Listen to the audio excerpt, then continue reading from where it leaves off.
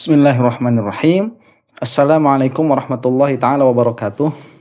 Alhamdulillahirabbil alamin wa sallallahu ala sayyidina Muhammadin wa ala alihi wa sahbihi wasallam amma ba'du. Terima kasih untuk teman-teman yang mendoakan saya di kolom komentar. Alhamdulillah ini sudah mendingan ya. Sudah bisa berbicara dengan semangat. Mudah-mudahan lama awet sehatnya. Nah, ini kita sekarang akan membahas perkataan Buya Yahya yang membahas tentang nasabnya Ba'alwi. Saya sudah sering beberapa kali mengatakan bahwa apabila Anda itu ya menginginkan alim yang bisa diikuti perkataan-perkataannya, ini beliau salah satunya. Siapa? Buya Yahya itu. Buya Yahya itu pola berpikirnya itu ajeg, mengikuti ulama-ulama terdahulu, dan hampir setiap perkataannya itu, saya katakan hampir karena mungkin manusia itu tidak luput dari lupa begitu. Hampir perkataannya itu bisa di-track, bisa diambil kepada kitab-kitab yang terdahulu. Memang Buya Yahya ini tidak tidak serapi katakanlah Yai Idrus Romli ya. Kalau mengatakan pendapat itu dicatut dulu, misalkan ini perkataan dari kitab anu di dalam kitab anu, mungkin Buya Yahya tidak serapi itu, tetapi bukan berarti perkataannya ini tidak berdasarkan kitab-kitab terdahulu. Ya, orang-orang punya stylenya masing-masing ya. Kalau Buya Yahya itu tahu betul mana orang awam, mana orang alim. Jadi tatkala berkata di depan orang-orang awam, beliau itu yang mengatakan misalkan sesuatu ini A atau B, meskipun beliau itu tanpa mengambil referensi kitab tidak disebutkan, tapi bukan berarti tidak ada begitu. Nah, itu untuk menyingkat apa yang akan beliau jelaskan. Nah, ini akan kita simak bagaimana Buya Yahya itu tatkala beliau ditanya mengenai nasabnya Ba'alwi. Kita langsung saksikan saja ya. Assalamualaikum warahmatullahi wabarakatuh, Buya. Saya hamba Allah izin bertanya. Saya mau menanyakan satu fenomena yang ramai diperbincangkan, yaitu pengingkaran terhadap nasab para zuriyah Nabi Shallallahu Alaihi Wasallam di Indonesia. Bagaimana kita menyikapi hal ini, Buya? Terima kasih. Wassalamualaikum warahmatullahi wabarakatuh. Waalaikumsalam warahmatullahi wabarakatuh. Yang pertama, harus kita sadari bahwa zuriyah Nabi adalah nasab agung. Karena bersambung nasab kepada baginda Nabi Sallallahu Alaihi Wasallam melalui Sayyidat Fatimah Az-Zahra. Dan ada kewajiban-kewajiban atas kita kepada ahli bait, dzurriyyah Rasulullah Sallallahu Alaihi Wasallam. Mulai dari perhatian yang harus kita berikan, penghargaan, cinta, dan seterusnya banyak. Nah, betul. Sebentar ya, ini sekarang banyak yang istilah-istilah baru, katanya begini, dzurriyah itu bukan ahlul bait, beda, ada ahlul bait, ada dzurriyah, ada itrah, dan lain sebagainya. Ini kamu kalau paham mantik ya, kita itu sedang membicarakan satu perkara khusus, yaitu orang-orang yang memiliki keturunan Nabi Muhammad SAW dari Siti Fatimah dan Sidna Ali. Itu kamu mau nyebut apa aja terserah. Mau nyebut ahlul bait mangga, mau nyebut itroh mangga, mau nyebut dzurriyah mangga.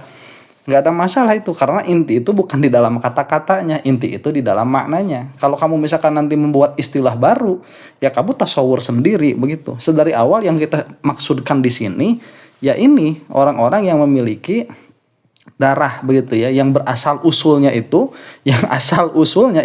nyambung kepada Nabi Muhammad SAW lewat Siti Fatimah dan Sidna Ali. Ini yang harus kita pahami. Dan jangan sampai ada terbetik, terlintas sedikit di hati kita kebencian kepada ahli bait Rasulullah. Karena itu cucu baginda Nabi Sallallahu Alaihi Wasallam. Kalaupun ada di antara mereka punya perilaku tidak baik, tidak benar, justru seharusnya kita semakin sayang, berusaha untuk membawanya kepada kebenaran. Bukan kita jadikan bahan untuk mencaci dzurriyyah Nabi. kadang ada reaksi-reaksi negatif dari sebagian orang yang mungkin memang tidak mendapatkan nasib mencintai ahli bait. Kapan melihat ada keluarga atau keturunan Nabi melakukan kesalahan, yang ada adalah semacam kegembiraan. Bentar ya, ini bukan siapa-siapa. Nauzubillahi min dzalik, astagfirullahalazim. Saya bertaubat kepada Allah Subhanahu wa taala. Itu salah satunya saya dulu sebelum kenal sama NU. Cuman saya ini kenal sama NU-nya telat ya. Saya masuk NU bab nasab kencang begitu. Jadi termasuk saya salah satunya itu ya. Kalau misalkan lihat ada seseorang itu didisbahkan kepada Nabi Muhammad SAW, kerenyep, nggak suka hati itu. Ya, itu orang pertama yang saya tahu bersambung kepada Nabi Muhammad SAW itu Gus Dur. Ya, malah justru Gus Dur. Saya itu nggak ngerti Ba'alwi apa segala macam, bukan dunia saya, tertutup sama sekali begitu. Dan pertama kali tahu waktu saya belum berasy'ariyah Maturidiyah, pertama kali tahu itu bukan senang hati itu, tetapi benci begitu. Ya, nggak tahu kenapa, saya juga nggak ngerti. Itu kan, dikatakan kan Gus Dur itu nyambung ke Joko Tingkir ya. Ya, setahu saya itu kan Joko Tingkir itu cuma di film-film aja tuh. Kirain nggak ada aslinya Joko Tingkir itu. Nah ternyata kan setelah dirunut-runut ya, saya terbuka pengetahuan saya. Akhirnya ya memang tersambung ke Joko Tingkir, yang mana ya tersambung kepada Nabi Muhammad SAW.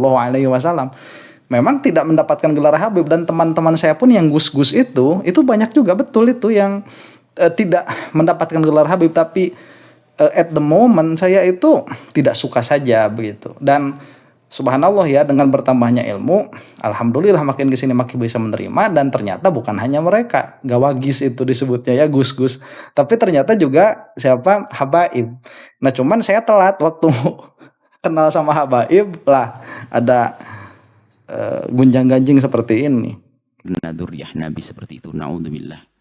Dan itu bukan Anda semuanya. Semoga Anda adalah orang yang punya cinta yang sesungguhnya kepada dzurriyyah Nabi SAW. Amin, amin.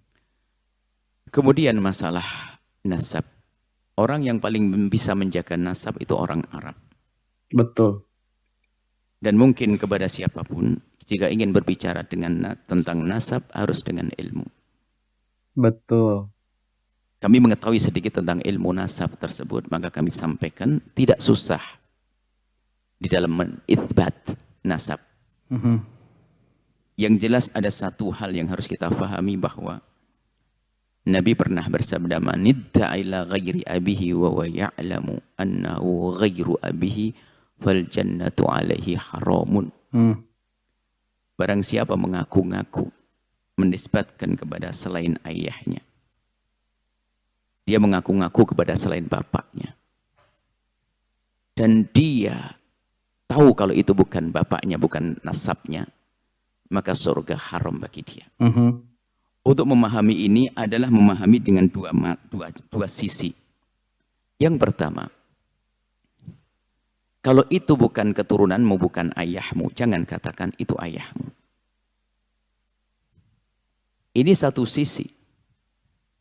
Tapi jangan memandang dari sisi ini saja. Sisi lain adalah, jika selama ini Anda tahu bahwasanya itu ayah dan kakekmu, maka Anda pun tidak boleh mengingkari. Betul.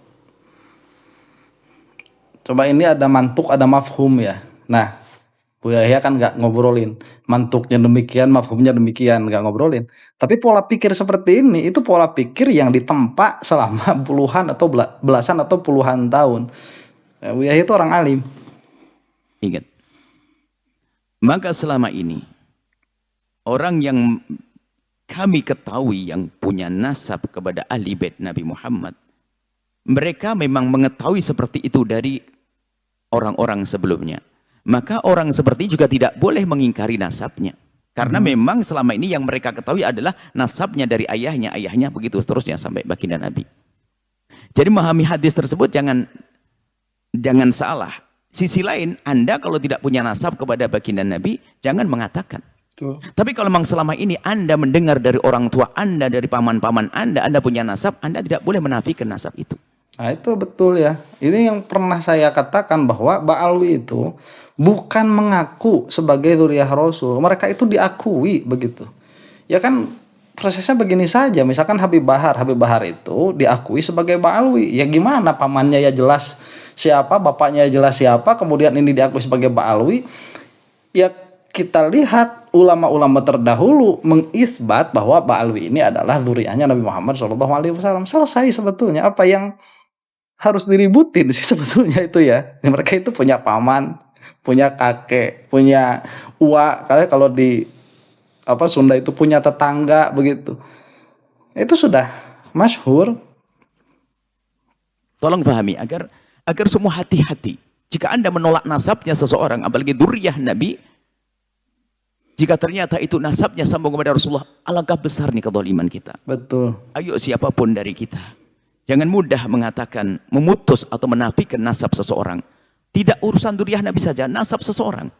Bahkan dikatakan, kalau Anda meragukan nasab seseorang, Anda harus mencari bapaknya. Kalau Anda tidak bisa mencari bapaknya, Anda kena hukum qadzaf. Nah, betul itu, harus dicari bapaknya siapa. Nih ya, saya kembali lagi kepada contoh yang tadi, misalkan Gus Dur. Gus Dur itu kan punya paman-paman juga ya, punya paman-paman, kemudian punya ponakan-ponakan, ya ada ayahnya juga, ada kakaknya juga. Ini kan keluarga besar begitu. Yang mana saya alhamdulillah memiliki kesempatan untuk berteman dengan salah satu keponakannya Gus Dur itu. Beliau ini kan gimana ya? Bahasanya itu gini, ya saya tuh kan kata bapak saya tuh nyambung, Gus Dur itu paman saya, itu kan kata bapak saya begitu. Bapak saya ini kan adanya bapak saya ini keponakannya Gus Dur, yang mana saya itu anak bapak saya, yang mana kata teman-teman, kata saudara-saudara semua, Gus Dur itu nyambung ke Joko Tingkir. Ya apa, dan tidak ada keluarganya sendiri yang mengatakan, oh enggak, itu mah cuman aku-akuan saja. Nggak ada. Dan kalau misalkan kamu sampai mengatakan bahwa seseorang ini bukan anaknya Anu, itu harus dicarikan bapaknya siapa. Dan kalau dicarikan bapaknya siapa, nanti orang itu apakah memang mengakui bahwa seseorang ini adalah anaknya atau bukan. Ini sebetulnya saya nggak mau ngomong ya, cuman ada kasus kan kemarin, katakanlah salah satu pejabat begitu yang sekarang sedang ribut masalah anak. Itu kan sebetulnya bisa dijadikan study case, bagaimana kalau kita itu memang sebetulnya meruntuhkan atau menggugurkan anak dari bapaknya begitu. Itu ada case, cuma saya nggak mau ngomong itulah. Kalau ada seorang bapak dan anak, sudah tahu, orang masyarakat tahu bahasanya itu bapak anak, lalu saya katakan, kamu ini bukan anaknya, saya harus mencari siapa bapaknya. Menuduh orang yang punya nasab dengan nasab yang lain juga dosa besar. Yuk kita tingkatkan rasa takut kepada Allah. Jangan sampai yang ada permusuhan, apalagi antara di kalangan ahli, urusan dengan ahli bait Rasulullah SAW. Hei hamba Allah, kami mendengar sepintas, sedih sekali dengan hal-hal yang semacam ini. Pengingkaran, sesuatu yang selama ini sudah kita dengar. Nasab dzurriyyah Nabi yang ada di Indonesia. Kita tahu nasab. Mereka sangat menjaga nasab. Betul. Takutlah kepada Allah dan Rasulnya. Untuk menentukan nasab sederhana dalam bab kitab fikih, apa yang Anda fahami kitab? Apa yang pernah Anda baca? Kitab tentang misalnya dalam kitab Umdatus Shalik atau apa saja kitab yang ringan. Yang bagaimana menentukan nasab? Nasab itu adalah dengan ikrar. Kalau orang mengakukan ini abahku dan ini ayahku, dan tidak diingkari oleh akal, misalnya umur sama, kita tidak boleh mengingkari loh ya. Betul, itu cuman ikrar saja. Saya ini bapak, saya ini anaknya Ipin Arifin, mau apa? Begitu. Ya, Ipin Arifin ini anaknya Suwarman, terus mau apa kamu itu? Nggak bisa ingkar. Suwarman anak siapa saya nggak tahu. Nggak tahu saya, soalnya ya tadi nasab kita nggak dijaga begitu. Sudah, saya cuma tahu sama kakek sendiri aja, nggak tahu kata saya siapa. Cuman kemarin itu ada yang bilang ya, saya ini termasuk salah satu keturunannya Jaga Raksa begitu. Itu kalau nanti kita ngomongin si KDM ya, Kasundaan lah, bakal seru begitu.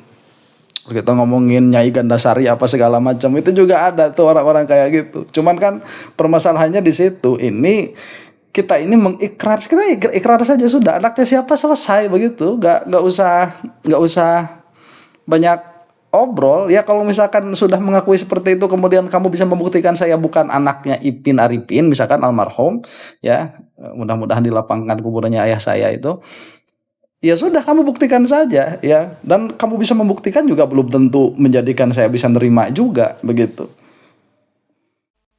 Kita menuduh orang lain bukan sambung nasab, sementara mereka mengatakan sambung nasab, kita menuduh berzina. Betul. Hati-hati. Nah itu kalau misalkan saya ini mengaku sebagai anaknya Ipin Arifin, yang mana Ipin Arifin ini adalah suami sahnya dari ibu saya, ya. Lah terus kamu itu mengatakan misalkan saya bukan anaknya Pak Ipin misalkan. Lah terus kamu itu berarti menuduh ibu saya apa? Ya, itu qadzaf, itu sudah harus dicambuk sebetulnya. Kalau ada orang dengan anaknya datang, ini anakku, kemudian saya mengatakan, wah kayaknya bukan anaknya, saya menuduh. Jadi menafikan nasab itu tidak kalah gede dosanya dengan mengaku-ngaku nasab. Betul, itu maka mafhum hendaknya tadi. harus waspada semuanya. Dan selagi satu keluarga sudah mengatakan mereka punya nasab, cukup Anda percayakan, selesai. Karena keluarga itu yang menjaga, bukan Anda yang menjaganya. Kecuali dengan dalil seyakin-yakinnya bahwasanya itu adalah dusta. Contoh, umurnya enggak bertahu. Masa anaknya lebih kecil umur? Sampai dicontohkan dalam pembahasan fikih, umurnya lebih kecil kok jadi bapaknya. Atau misalnya istifadah. Ini tuh sudah masyhur bahwasanya anaknya ini. Kok tiba-tiba ada orang ngaku anaknya fulan? Sudah masyhur di kampung itu. Saya anaknya ayah saya. Tiba-tiba saya ngaku anaknya orang lain, ini kan beda. Bagi yang masih menyibukkan masalah ini, kami himbau, ini masalah berat sekali. Khawatir Anda tidak ditengok oleh Rasulullah, ya hamba Allah. Jika ingin berdiskusi, jangan di media sosial, yuk kita ngobrol. Saya bisa menjelaskan insya Allah sesuai dengan pengetahuan saya bagaimana menentukan nasab. Nah ini sudah saya dengar dari lama ya, Bu Yahya juga terbuka, yuk ngobrol begitu supaya dikasih paham orang-orang yang nggak ngaji nih, orang-orang yang ke bawah fitnahnya si Imad ini supaya dikasih paham, tapi nggak mau juga mereka itu, ya kabur-kabur saja. Selagi itu adalah sudah kita dengar itu nasab sambung, tidak perlu kita menyuarakan suara yang berbeda. Penentuan nasab sudah sangat jelas. Adalah setiap anak mengatakan, ini ada seorang ayah mengatakan itu anakku, itu adalah sambung nasabnya. Betul. Dalam arti, maksudnya diakui kayak Imam Besar. Anakku, ini anakku sudah selesai. Iqrar namanya. Kecuali nanti bertentangan dengan kenyataan. Selama ini tidak pernah kenal, tidak ada hubungan, tiba-tiba ngaku anak. Berarti namanya anak-anakan kan. Anak sesungguhnya. Menuduh orang lain putus nasab berbahaya sekali. Hati-hati hamba Allah. Kemudian yang kami tangkap bukan masalah ini, masalah mau diadu. Dengan problem ini alangkah banyaknya setelah ini akan banyak orang-orang yang menjadi hilang kepercayaan dengan ahli bait Rasulullah. Betul. Berarti kita telah merugikan umat. Kita merugikan umat. Yang ingin membatalkan nasab, harus punya hujjah. Dan sebentar ya, ini kemarin kan ada aksi 214 ya, 214 ya, 214, dan itu kan digembar-gemborkan tuh, acaranya sepi dan lain sebagainya. Ya memang nggak bisa kita bandingkan sama zamannya Habib Rizik, itu kan kalau tahu ya di belakangnya juga kan banyak yang bermain di situ. Dan kemarin kan Habib Rizik nggak turun. Cuman apakah kepercayaan kepada Ahlul Bait ini menurun? Ya kita kan nggak bisa menutup mata ya. Memang iya begitu. Memang iya. Mau gimana lagi? Ya itu kita nggak bisa menutup mata. Kepercayaan kepada Ahlul Bait menurun. Ini saya katakan ya beberapa case, beberapa kasus yang mana ini ada pesantren ya. Mana pesantren ini memiliki kecintaan besar kepada dzurriyyahnya Nabi Muhammad SAW. Nah, gara-gara bapaknya si santri yang pesantren di situ kemakan sama hoaxnya si Imad, itu sampai-sampai si anaknya itu diambil begitu. Ini sebetulnya apa ya? Ini bencana. Dalam pengertian buat Ba'alwinya mah nggak ada rugi. Itu kamu kalau punya pesantren itu ribet urusannya ya, banyak santri ya salah, santri sedikit ya salah. Cuman bukan di situ intinya. Intinya itu kalau kamu misalkan sampai jauh dari dzurriyyahnya Nabi Muhammad SAW, yang rugi itu bukan mereka, bukan Ba'alwi, yang rugi itu kita sebetulnya. Cuman ya kadang-kadang kita merasa bahwa kita itu terasa ya bahwa kerugian itu sudah terasa di dunia, kadang-kadang tidak terasa, dan kebanyakan memang tidak terasa karena ini urusannya dengan barokah akhirah begitu, bukan dengan barokah duniawiyah. Kebanyakannya memang tidak terasa, dan ini memang sudah terasa oleh kita. Kepercayaan kepada Ahlul Bait itu berkurang. Nih ya, kita itu seharusnya sebagai Ahlus Sunnah wal Jamaah itu merasa bahagia tatkala di Aswaja, di Ahlus Sunnah wal Jamaah, di NU itu ada Ahlul Baitnya. Kenapa? Karena Ahlul Bait itu biasanya di Syiah begitu. Ya, ini kok ada NU, ada Ahlus Sunnah wal Jamaah yang bukan Syiah, tapi ada Ahlul Baitnya, dalam pengertian ada orang-orang yang dianggap sebagai otoritas untuk menggerakkan massa kemana larinya. Ya paling nanti kita kan tinggal tinggal ngobrol lah secara pengaruh secara politik di dalam umat Islam sendiri, bagaimana akan membawa umat Islam begitu. Ini kan sebetulnya seperti seperti kawanan semut yang tidak ada ratunya. Dan itu sengaja memang seperti itu. Kalau dulu yang biasa disingkirkan itu semut-semut yang koloni-koloninya begitu, yang di bawah-bawahnya, sekarang ratunya sudah ditembak lah, kira-kira begitu. Ratunya ini sudah berusaha untuk disingkirkan. Akhirnya orang-orang yang di bawahnya pun nggak punya arah mau kemana dibawa begitu.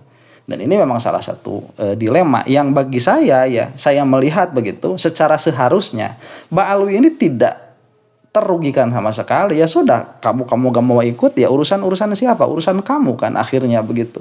Yang nggak dapat barokahnya zuriyah Nabi Muhammad SAW siapa? Ya kamu sendiri begitu.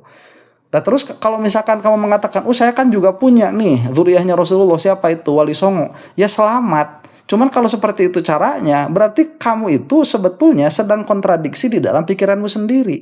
Karena yang kamu anggap zuriyahnya Nabi Muhammad SAW dari jalur Wali Songo, itu pun atas klaimnya si Imad, gak bakalan bisa nyambung ke Rasulullah SAW. Gak bakalan bisa. Jadi akhirnya hawa nafsu yang berkata, dan Allah Subhanahu Wa Taala itu tahu apa yang ada di dalam hati kamu. Kamu itu bisa nipu-nipu sama orang-orang, bisa. Kamu itu nggak bisa nipu orang yang tidak bisa menipu zat dia yang menciptakan kamu, nggak bisa tertipu begitu. Hujjah ini harus lebih kuat daripada yang menetapkan nasab. Nah, bentar, ini hujjah. Kalau tidak, bentar. Yang ingin membatalkan nasab harus punya hujjah. Dan hujjah ini harus lebih kuat daripada yang menetapkan nasab. Nah, itu yang membatalkan nasab harus punya hujjah, dan hujjahnya itu harus lebih kuat daripada yang menetapkan. Jadi hujjah itu ada dua ya. Kalau misalkan ini kan ada dua proposisi nih, Ba'alwi dzurriyyahnya Rasulullah, Ba'alwi bukan dzurriyyahnya Rasulullah. Nah, untuk membangun hujjahnya ini harus paralel. Jadi apabila hujjah isbat, ya harus isbat. Ya sebagaimana dilakukan oleh Ba'alwi itu. Apa hujjah isbatnya? Ya ijma itu, ya. Ijma itu sudah diakui sebagai dzurriyyahnya Nabi Muhammad SAW, meskipun misalkan tidak ada kitab sejaman. Kemudian syarat konyol yang dipinta yaitu tes DNA, tetapi mereka itu bisa mengeluarkan, ini loh catatan internal saya ada, dan ini diakui malah oleh Ibnu Hajar Al-Haytami misalkan, diakui dan lain sebagainya. Itu sudah ada, itu isbat. Ya, nah sekuat apa isbat ini? Yang jelas ada hujahnya. Yang mengatakan nafinya kepada sebagai dzurriyyah Nabi Muhammad SAW, ini bukan dzurriyyah Nabi Muhammad SAW, maka dalilnya pun harus nafi. Bukan dalil, tidak ada dalil. Ya, ada mudalil mah, ya ada munatijah tuh. Kalau nggak ada dalilnya tidak ada natijah. Ya, jadi kalau misalkan saya ini mengatakan bahwa dinosaurus itu tidak ada, jadi susahnya kan. Kalau orang-orang yang mengatakan dinosaurus itu ada, mereka itu punya hujah, punya dalil. Apa dalilnya? Ini dalilnya ada tulang-tulang begitu ya, ada fosil-fosil begitu. Itu kan mengatakan dinosaurus ada. Saya kalau mau mengatakan dinosaurus itu tidak ada, saya harus membuktikan bahwa itu bukan fosilnya dinosaurus. Itu yang harus saya buktikan. Ya, apakah itu konspirasi, apakah itu hanya hanya bualan-bualan yang dikeluarkan oleh arkeolog dan lain sebagainya. Nah, itu harus ada dalil nafinya juga. Bukan hanya nggak ada dalil. Nggak bisa. Udah jelas ada dalilnya ini. Ba'alwi yang isbatnya. Kamu bilang nggak ada kitab sezaman, nggak ada tes DNA, ya apa? Lah kok dalil nafi, dalil kepada nafi dzurriyyah Rasulullah SAW hanya disebutkan dengan tidak adanya dalil begitu. Itu kekonyolan buat orang-orang yang belajar, buat orang-orang yang memiliki pola pikir yang ajak, pola pikir yang bagus, sedari awal tidak akan tertipu sama koar-koarnya kelompok Sikimad itu. Kalau tidak, dalam bahasa, dia yang disalahkan salah. Kalau saya menafikan nasabnya seseorang, Saya harus punya bukti kalau ini bukan. Kalau saya tidak punya bukti, saya dicambuk 80 kali. Saya menuduh orang berzina. Ibaratnya begitu, gampangannya seperti itu.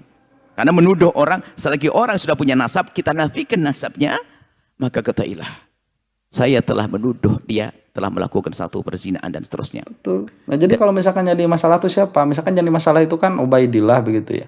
Atau Ahmad bin Isa begitu yang menjadi masalah. Ya itu buktikan sama kamu beliau itu anaknya siapa. Begitu. Ya lewat catatan kayak apa kayak begitu kan gak bakalan ketemu. Udah kadung begitu, ini sudah ratusan tahun terjadi ijma, nggak bakalan bisa meruntuhkan Ba'alwi itu.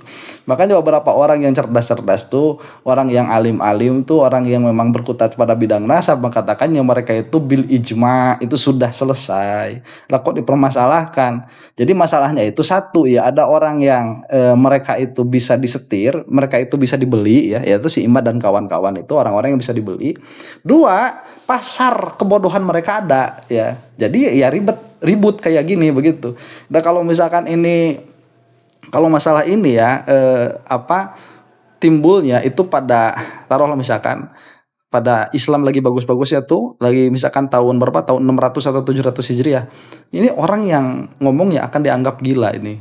Bukan malah orang-orang ke bawah fitnah begitu.